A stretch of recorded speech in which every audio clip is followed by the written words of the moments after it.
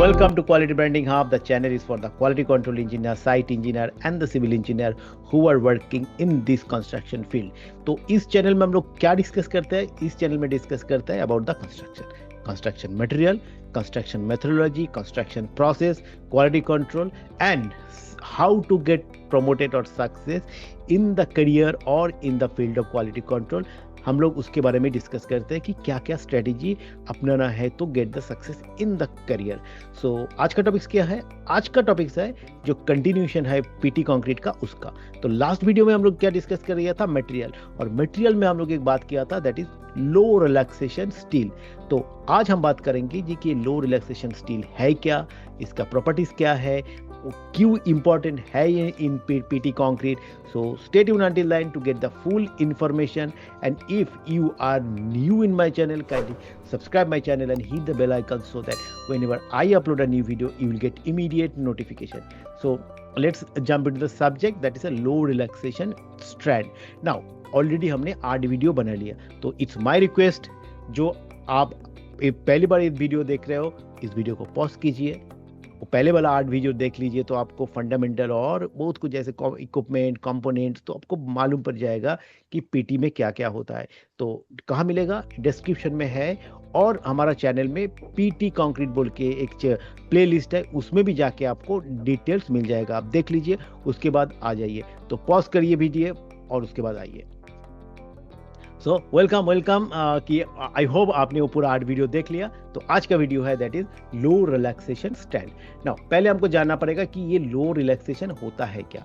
तो ये वीडियो में ये जो फोटो है, फोटो में दिखा है, आप एक बार देख लो, दैट इज लो रिलैक्सेशन. नहीं, stress relaxation is the gradual loss of stress in a steel tendon when it is held at a constant strain, that is a constant length over time.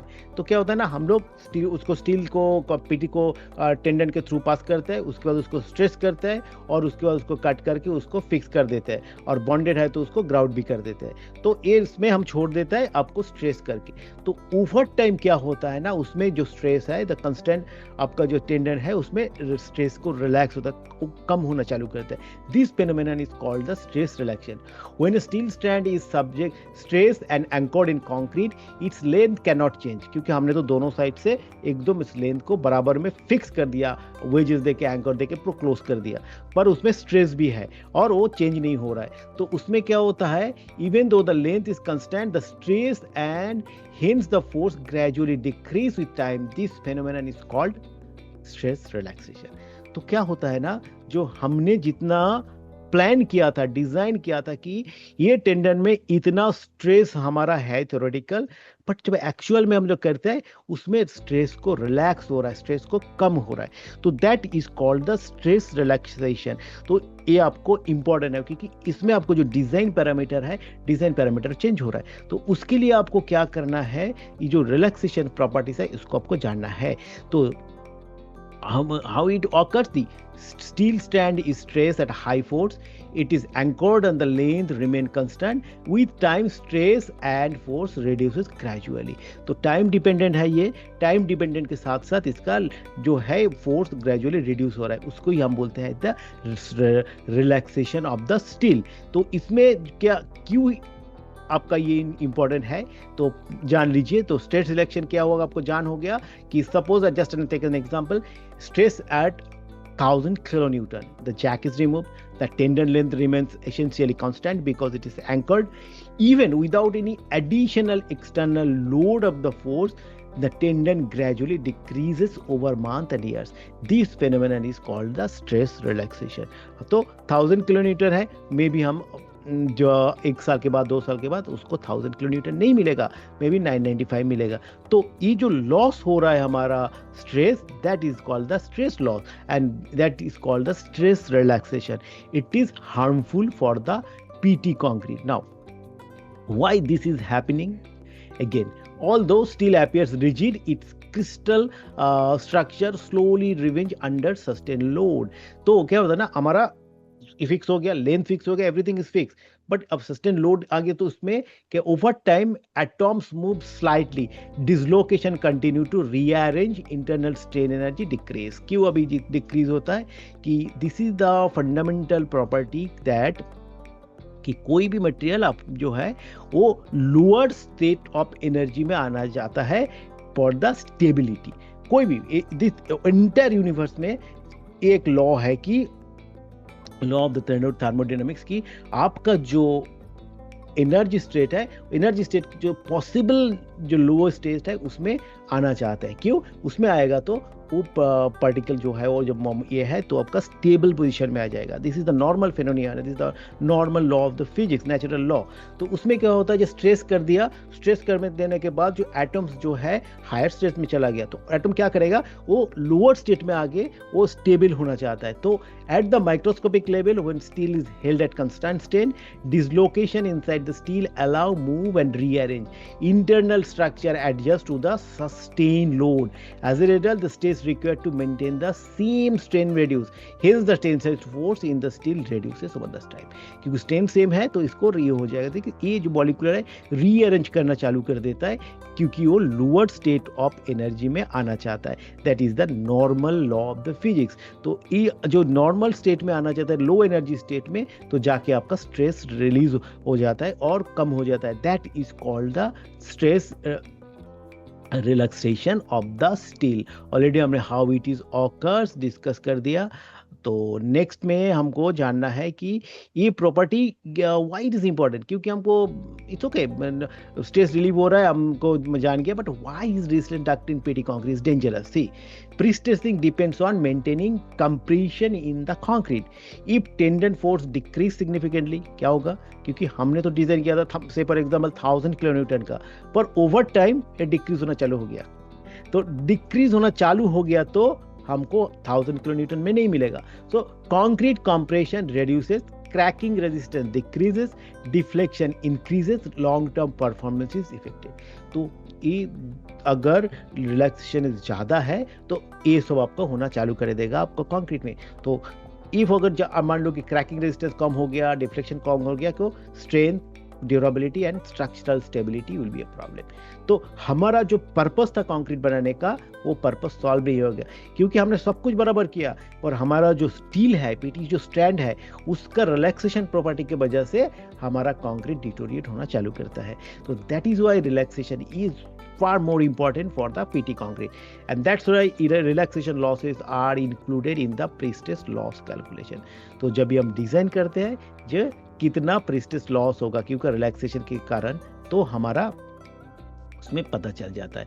तो इसीलिए हमारा जो अभी industry है, तो industry में हम लोग रो रिलैक्सेशन स्टील यूज करते हैं, that is normal relaxation steel, that is IS 6006। अगर आपका जो प्रोजेक्ट है उसका उतना इंपॉर्टेंस नहीं है या नॉर्मल रिलैक्सेशन स्टील से हो जाएगा तो you can be use, but now it is industry practice all are going for the LRPC, that is. और एक बार see here you can see typical stress relaxation curve. See here it is normal slow relaxation and the normal relaxation.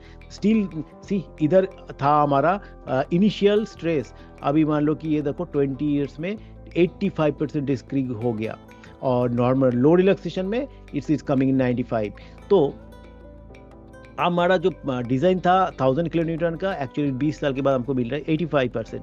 तो मेरा purpose solve नहीं हो रहा है। ये this is the curve of the low relaxation of the steel और the stress relaxation of the curve. Graph से आपको एकदम क्लियर हो गया, that is the normal relaxation, red one, and the green one is the low relaxation. So क्या क्या factors effect करता है रिलैक्सेशन स्टील का? Temperature, higher temperature increases relaxation, time, longer duration, more relaxation, initial stress level, higher initial stress is the more relaxation, steel guide and manufacturing, steel grade is low relaxation, steel has better resistance and storage relaxation भी, क्योंकि हमारा जो metallurgical properties है लो relaxation में हमको उसको change करना पड़ता है और उसके हिसाब से हमको पीटी स्टैंड बनाना पड़ता है। तो नेक्स्ट वीडियो में हम आएंगे और नेक्स्ट या 1 या 2 वीडियो में क्यों this steel, how it is prepared and what is the chemical and physical properties of the low relaxation steel. तो आपको these are all the effect जो इफेक्ट करता है हमारा low relaxation. How it is accounted for, that is impact on already discuss कर दिया। तो this is low relaxation and why it is important and what is the adverse effect on PT concrete of the low stress relaxation of steel. तो discuss कर लिया. अब हम देखिए जी हमारा जो कोडल प्रोविजन बोलता है, द कोडल प्रोविजन इज एक है हमारा, हमने ऑलरेडी डिस्कस किया था IS 1343. तो 1343 में आप देख लीजिए 6006 में हम लोग देख लीजिए that is normal relaxation steel. तो what is the requirement? The relaxation steel stress in the wire when tested according to BIS this shall not exceed 5% of the initial stress as specified at the end of 1000 hour. तो इसको test करना पड़ेगा. तो test करने के बाद 1000 our में जाके इसका जो स्ट्रेस रिलीज होगा that is maximum 5% is allowable for the normal relaxation steel as per IS 6006 and shall be type equal, and here you can see also when it is not possible to 100 hour, that is mentioned you can 100 hour is not more than 3.5. तो अगर 1000 घंटा आपने test नहीं कर पा रहा है तो 100 आवर्स में भी कर सकते हैं. That is maximum will be 3.5% of stage relaxation. तो normal relaxation steel as per 606 is providing in 1000 hour 5% and in 100 hour maximum 3%. Now normal relaxation steel is low relaxation steel, that is LRPC IS 14268. See here it is saying low relaxation properties in 100 hours 1.8% and 2.5% in 1000 hour. तो normal relaxation में क्या था 100 hour में 3.5%, here it is 1.85% and in 1000 hour normal कितना था 5%, now here it is half 2.5%. तो that is why this low relaxation steel is more important, क्योंकि relaxation loss और the stress loss is very less in the LRPC or the low relaxation steel as per IS 14268. So these are all about the LRPC or the low relaxation, what is relaxation and what is all discussed. So I hope you find it useful, and if you find it useful, kindly subscribe my channel and hit the bell icon so that whenever I upload a new video you will get immediate notification. And if you want to know anything more about quality control and construction, please let me know. I will come with more content like this. And thank you once again for watching me.